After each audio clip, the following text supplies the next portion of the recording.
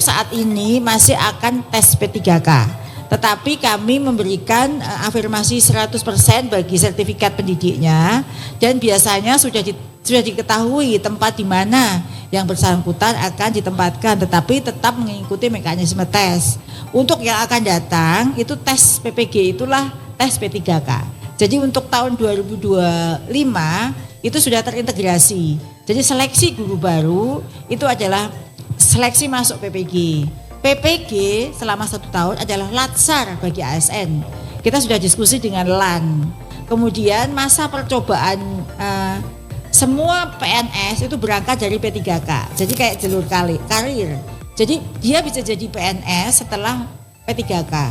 Dan nanti tesnya itu berbeda. Jadi ke depan itu P3K ini setiap PNS dimulai dari P3K. Jadi P3K ini punya ruang atau kesempatan untuk menjadi PNS. Kurang lebih itu. Terima kasih sekali Bu Dirjen. Saya ingin, nama saya Agus Bu dari Temanggung. Saya ingin menyampaikan unek-unek mungkin semuanya Bu. Jadi guru itu setiap bulan pasti berkurang karena purna.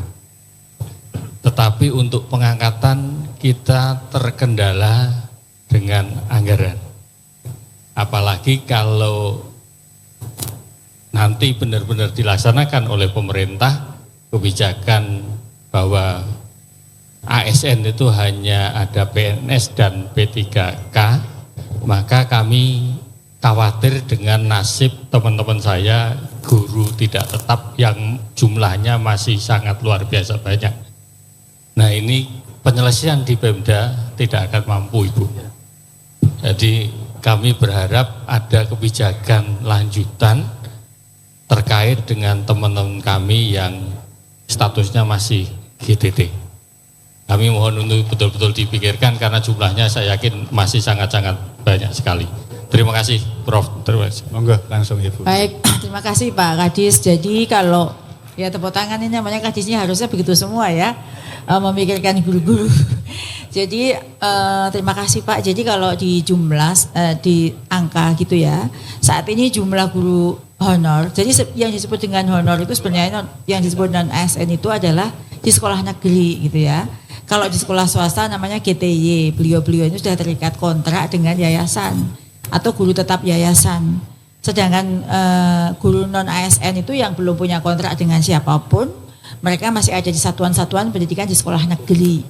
Nah kalau ASN, kalau P3K itu guru kontrak dengan Pemda gitu ya. Jadi sebenarnya itu sama, karena sekarang ini lagi rame nih Pak, guru swasta kok nggak bisa ikut ASN P3K gitu. Beliau-beliau ini kan sekarang terikat kontrak. Pada saat itu, pada saat diterima di sekolah itu ada perjanjian-perjanjian yang dilakukan dua belah pihak begitu. Terkait dengan pertanyaan tadi, jadi saat ini tuh sebenarnya skema untuk pengisian guru yang pensiun itu sudah ada. Jadi kami itu bekerja melalui dari regulasi dan dari lapangan. Dari regulasinya itu kita sedang menggodok tentang RPP peraturan pemerintah tentang penyelenggaraan pendidikan, di mana di situ juga mengatur pembagian peran antara pemerintah pusat dan daerah terkait dengan tata kelola guru. Misalnya pembagian peran pusat, kita belajar dari seleksi ASN P3K yang sudah kita lakukan sejak tahun 2021 hingga 2024 ini, itu kita seperti mengulang kesalahan-kesalahan yang sama gitu. Misalnya pemerintah Kemendikbud menghitung kebutuhan 419.000, tetapi pemerintah daerah dengan berbagai pertimbangan, umumnya kapasitas anggaran, dia hanya mengusulkan sedikit. Tahun ini tidak ada, hanya sekitar 40% gitu ya. Nah melihat hal tersebut, kita mencoba mengatasi dari celah regulasi, yang mana di sini kementerian, dalam hal ini Kemendikbudristek yang akan menetapkan formasinya, mengusulkan formasi yang akan ditetapkan oleh pemerintah, oleh Kemenpan, sehingga bukan Pemda yang mengusulkan formasi.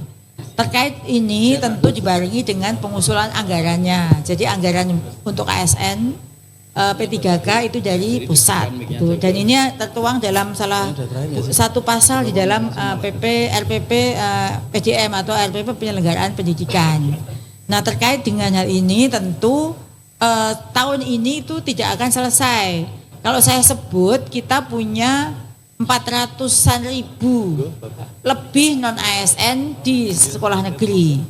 Tahun ini baru akan terangkat 175 ribu. Berarti kan pasti masih ada sisa.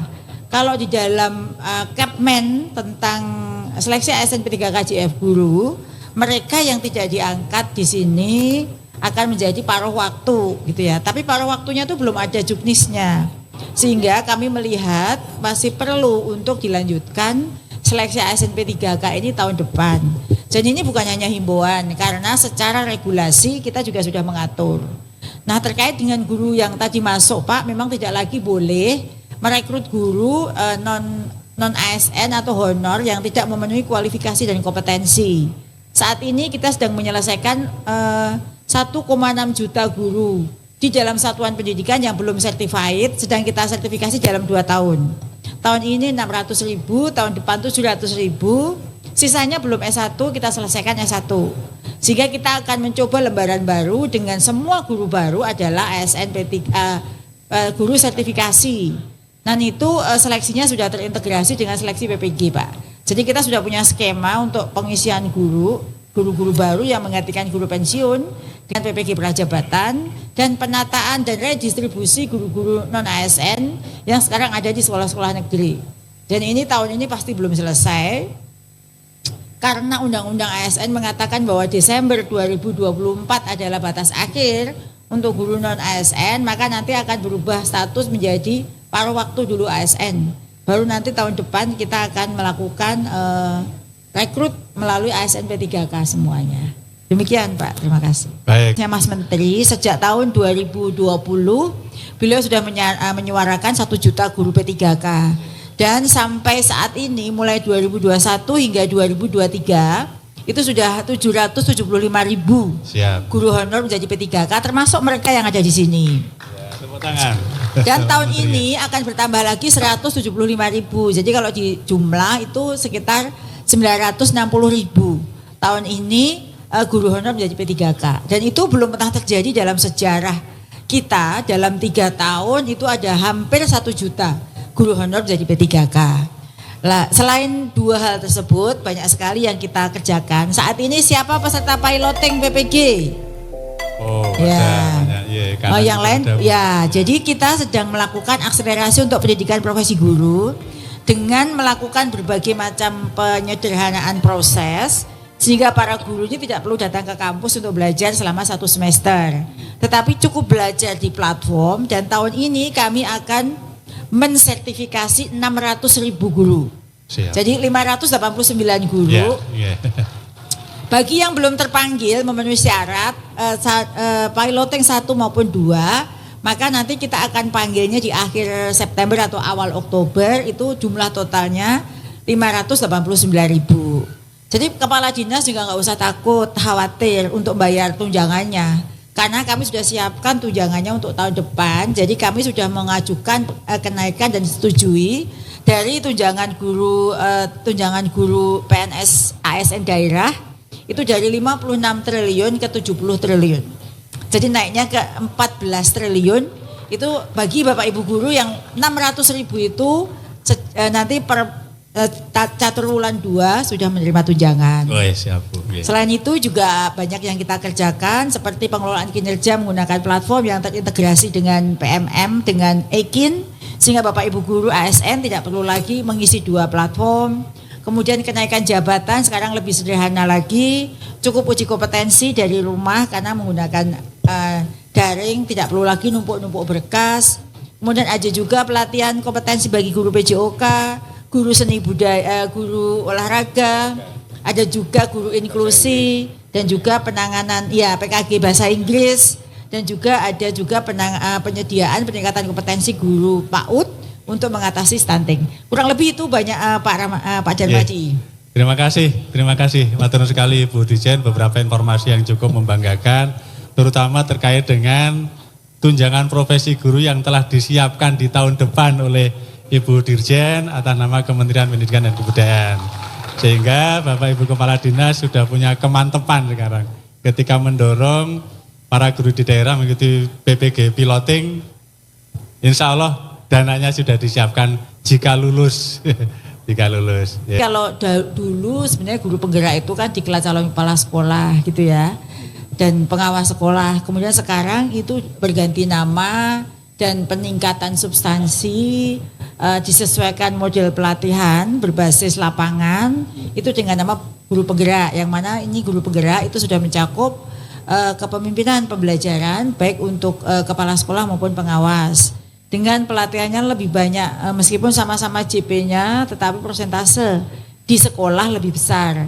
Kemudian mendapatkan pendampingan, pembimbingan secara melekat dari para pengajar praktek, fasilitator. Ini yang tidak yang membedakan dengan pelatihan calon kepala sekolah sebelumnya.